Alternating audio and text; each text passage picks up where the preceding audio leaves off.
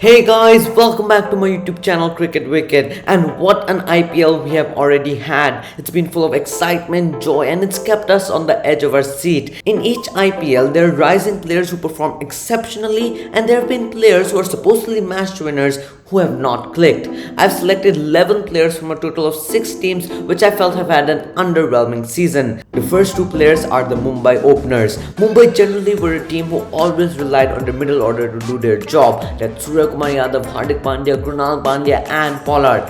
Hardik and Krunal are no longer there. Pollard has failed to explode, so it's only up to Surya Kumar Yadav to fire in the middle order. Hence, it became even more crucial for Mumbai's top order to fire and take their time and set the innings for the middle order because they don't have the depth they would have liked. So if they lose quick wickets early on, they are in trouble. Probably that's the reason Ishan Kishan's strike rate is underwhelming, and his strike rate tells you all you need to know about the season he is having. He has felt the need to not give away his wicket and play conservatively. Mumbai spent 15 plus crores to retrieve him, and he has failed to do what was asked from him to explode and capitalize in the power play. So has Rohit Sharma. His record as an Indian captain and Mumbai Indians captain are two contrasting tales. He seems to be more attacking for India and more conservative for Mumbai, and it's not just this season. Since 2017, he has been averaging in the mid-20s, and even his strike rate is zooming around the mid-120s.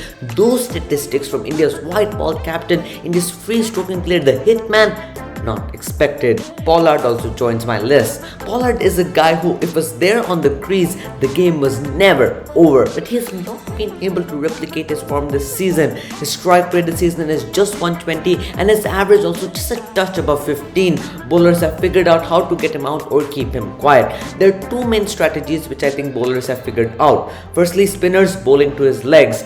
Pollard has gotten out 22 times in T20s LBW against spinners, because when you bowl to his legs, he tends to flick the ball towards deep square leg, and he tends to miss the ball occasionally, and that makes him a good candidate for LBW. Against pacers, for the past few years, you can see that there's always a man at straight hit or very straight down the ground in Pollard's eyes, and he has gotten out caught on multiple occasions to that fielder. I heard from a commentator that he tends to get out caught multiple times straight down the ground because yes, he likes to play down the ground, but it might also be a matter of ego that he thinks he can clear the ground. Next on the list, the run machine, or so as they used to call him.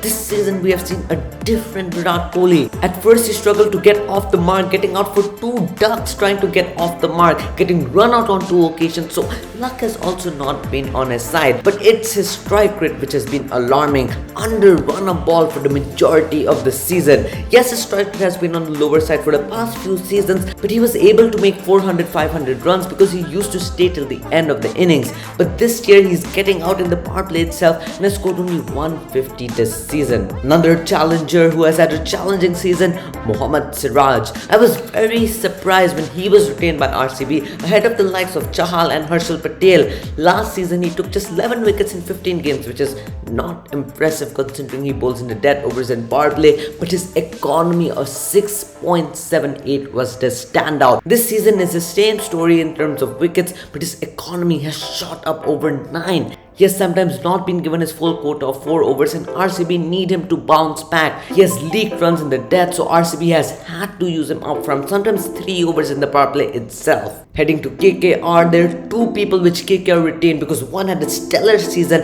and led their comeback in the second half of the IPL, and the other was consistent for 2 years, and more than halfway through the tournament, both of them have been dropped. I'm talking about Venkatesh Iyer and Varun Chakravarti. I felt like Venkatesh Iyer's role was not clearly defined this season. He started as an opener and then was pushed back to the middle order, and he scored just a solitary 50, but it's a strike rate which is alarming. And Brendan McCullum talked about the fearless approach he wants from his batters last season. So when your strike rate is less than 100 after 9 matches as an opener or as a middle order batsman, and Brendan McCullum is your coach, you're bound to be dropped. Varun Chakravarti, on the other hand, has had a very underwhelming performance. I feel like the batsman has figured him out. They've figured out his googlies, and it seems like Chakravarti is not a mystery to batsman anymore. He took just 4 wickets in 8 matches, and you expect more from him. But look, as youngsters, you are going to have bad seasons. The management should trust them and give them a chance to bounce back.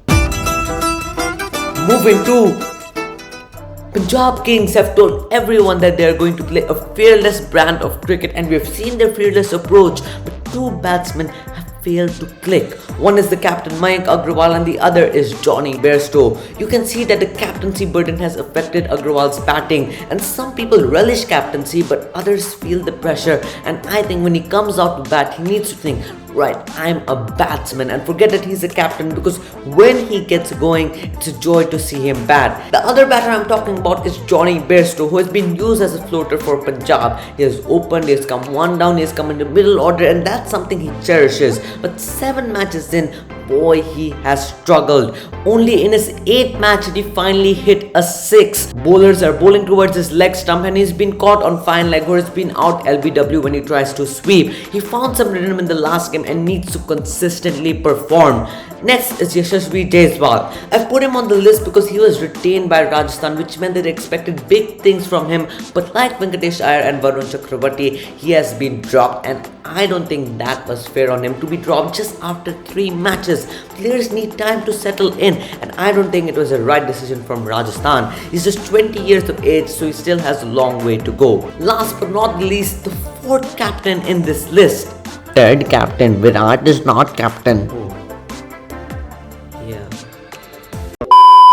Last but not least, the 3rd captain in this list is Kane Williamson. I always felt that Williamson is not an opener. He's a number 3 or 4 batsman because he's a calculated guy and likes to stay till the end of the innings, because like Virat Kohli, he enjoys chasing. Perhaps SRH thought that Abhishek Sharma is an explosive guy and we need a guy who can play the anchor innings. His strike rate is also less than 100, but he has been a good captain for SRH. So that's it for today's video. Some worrying signs for India heading to the World Cup, that their gun and experienced captains are not performing. Rohit Sharma, Virat Kohli, Ishan Kishan, Jasprit Bumrah need to find their rhythm ASAP. Do comment down below on who you think has had a very underwhelming season. Don't forget to like the video, share it and subscribe to the channel if you haven't. Tata and adios.